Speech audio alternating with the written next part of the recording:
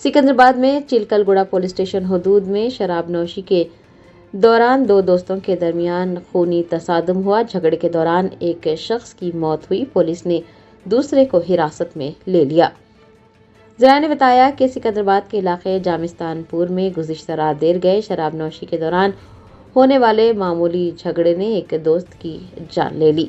ये वाक़या Chilkalguda police station हदूद में वाक़े KVK वाइन्स के करीब पेश आया। पुलिस ज़राए का कहना है कि 3 अफराद वहां पर शराब नोशी कर रहे थे। नशे की हालत में उनके दरमियान किसी बात पर तकरार हुई जो देखते ही देखते हाथापाई में बदल गई।